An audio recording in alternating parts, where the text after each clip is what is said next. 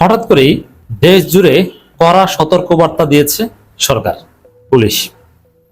চারদিকে নানান ঘটনা শুরু হয়ে গেছে। আমি দেখতে পাচ্ছি 111-এর পদধ্বনি।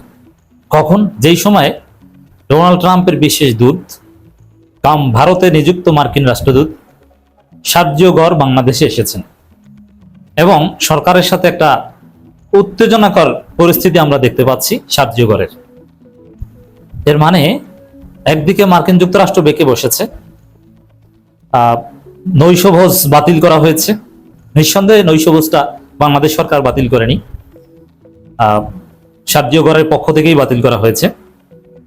আবার মেট্রো রেলের নিচে আবারও বোমা এবং পুলিশের সতর্কবার্তা।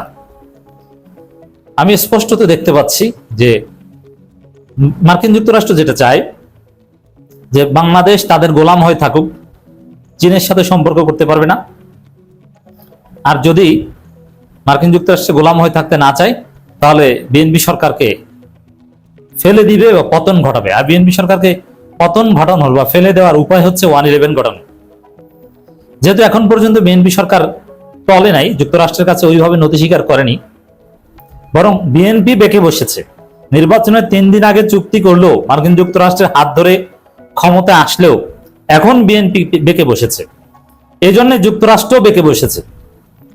আর ভারত, ইসরায়েল, যুক্তরাষ্ট্র বাংলাদেশে স্যাবোটাজ করার ষড়যন্ত্র করছে। এই জন্যই জরুরি সতর্কবার্তা। এই জন্যই মেট্রো রেলের নিচে বোমা পাওয়া যায়, অঘটন ঘটতে পারে। আর এগুলো সব 111 ঘটানোর আলামত বা পদধ্বনি বলে আমি মনে করি। আমি আল্লাহর কাছে দোয়া করি এবং সবাইকে সতর্ক করছি এবং বিএনপিকে হাত জোর করে বলছি, আপনারা জামাতের সাথে দ্বন্দ্ব মিটিয়ে ফেলুন, এনসিপি কে মায়ের দেওয়াটা বন্ধ করুন। জামাত এনসিপি কে নিয়ে ভারত, যুক্তরাষ্ট্র এবং ইসরায়েলের ষড়যন্ত্র মোকাবেলা করুন, নইলে আপনাদের কপালে বিপদ আছে। 111 ঘটলে প্রথম মাইটটা খাবে বিএনপি, তারপরে মাইটটা খাবে এনসিপি, থার্ড মাইটটা খাবে জামাত, আর আওয়ামী লীগ অটোমেটিক্যালি পুনর্বাসিত হয়ে যাবে। এই জন্যে এই মুহূর্তে জুলাইপন্থী সমস্ত দল, হোক সরকারি দল ভার্সাস বিরোধী দল, সবাইকে ঐক্যবদ্ধ হওয়া ছাড়া কোনো উপায় দেখছি না। কারণ সার্জিও গর আসলে উল্টাপাল্টা কিছু ঘটনা ঘটাতে বাংলাদেশে আসছেন। হ্যাঁ, একটা অ্যাসাইনমেন্ট আমরা বলেছি যে প্রফেসর ইউনূসকে রাষ্ট্রপতি বানানোর রেকমেন্ডেশন, এটা একটা উদ্দেশ্য। কিন্তু ওদিকে ভারত ইসরায়েলকে সাথে নিয়ে যে বাংলাদেশ সরকারকে চাপ দিচ্ছে, বাংলাদেশে স্যাবোটাজ করতে যাচ্ছে, এটাও আছে। ইসরায়েলকে বাংলাদেশকে স্বীকৃতি দিতে হবে। ইরান বিরোধী সৌদি জোটে অলরেডি বাংলাদেশ প্রায় গেছে। মার্কিন যুক্তরাষ্ট্র ইসরায়েলকে স্বীকৃতি দিতে চাপ দিচ্ছে বাংলাদেশকে। আর এটা যদি দেয় তাহলে বাংলাদেশে তো এমনিতেই আর একটা গণঅভ্যুত্থান ঘটবে, তারেক রহমানের ক্ষমতা ছাড়বে। বা এটা কি সম্ভব? যেখানে পাসপোর্ট থেকে এক্সেপ্ট ইসরায়েল শব্দটা অলরেডি বাদ দেওয়া হয়েছে, সেখানে ইসরায়েলকে স্বীকৃতি দিতে যদি কেউ চাপ দেয়, তাদের সাথে সম্পর্ক স্বাভাবিক থাকবে না? থাকবে না। তো সবগুলো একত্র করলে পরিস্থিতি ভালো না, আলামত ভালো না।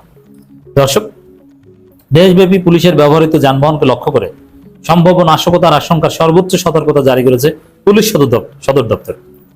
এখন পুলিশের যানবাহনকে লক্ষ্য করে নাশকতা করবে কারা? উগ্রবাদীরা। আর উগ্রবাদীদেরকে উস্কে দিচ্ছে, বা উগ্রবাদী কারা, জঙ্গি কারা? জঙ্গি হচ্ছে সব ভারত এবং ইসরায়েলের দালাল। মজার বিষয়, এক জঙ্গি গোষ্ঠী ছিল আইএস, মনে আছে? আইএস।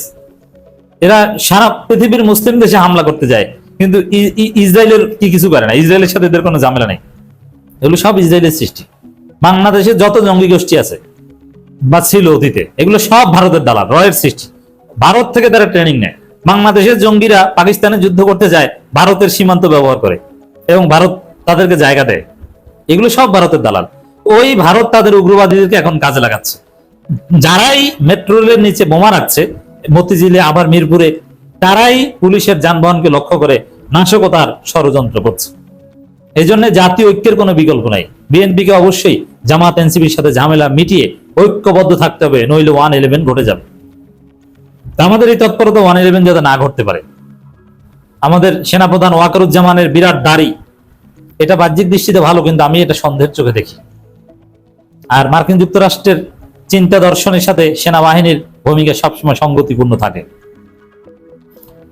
দর্শক, আর আওয়ামী লীগের যে সব কথা তো আছেই, সেটা ব্যবহার করার চেষ্টা তো হচ্ছেই। উগ্রবাদী সংগঠনের সদস্য বা দুষ্কৃতিকারীরা পুলিশের জিপ, পিকআপ, বাস সহ বিভিন্ন যানবাহনের উপর হামলা চালাতে পারে। গোয়েন্দা সংস্থার এমন তথ্যের ভিত্তিতে মাঠ পর্যায়ে সব ইউনিটকে তাৎক্ষণিক নিরাপত্তা ব্যবস্থা জোরদারের নির্দেশ দেওয়া হয়েছে। শুধু পুলিশের উপর হামলা, মেট্রো রেলের নিচে বারবার বোমা রাখা হয়, ওই বোমা ব্লাস্ট হলে সাধারণ পথচারীরা নিহত হবে। এর মানে কারো কোনো নিরাপত্তা নাই। এর মধ্যে আবার বিএনপি করছে ভুল। এই জন্য শঙ্কা তো আছেই, অতীতে বিএনপির ভুলের কারণে 111 এসেছিল, এবারও হয়তো আসতে পারে বিএনপির ভুলের কারণে। সজাগ থাকতে হবে, সতর্ক থাকতে হবে।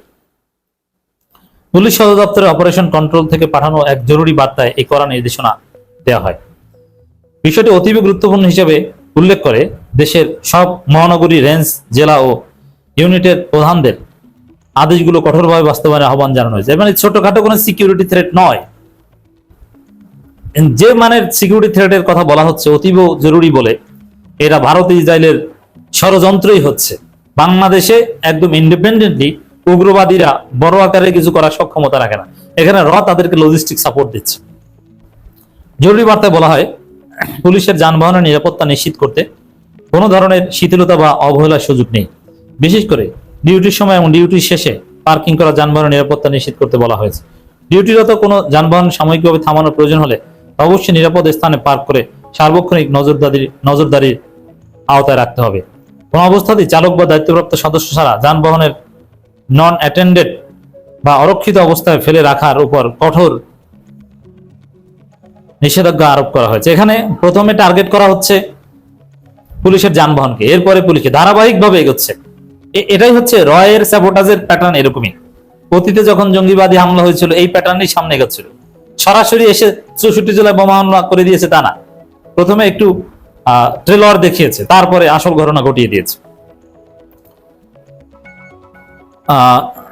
এসব স্থানে নিয়মিত টহল, প্রয়োজনীয় নজরদারি এবং সন্দেহজনক ব্যক্তি বা বস্তু শনাক্তে বিশেষ সতর্কতা অবলম্বন করতে বলা হয়েছে। এই সতর্ক বার্তা যে সত্যি তার প্রমাণ হচ্ছে, আশঙ্কা যে সত্যি তার প্রমাণ হচ্ছে মেট্রো রেলের নিচে অলরেডি বোমা পাওয়া গেছে।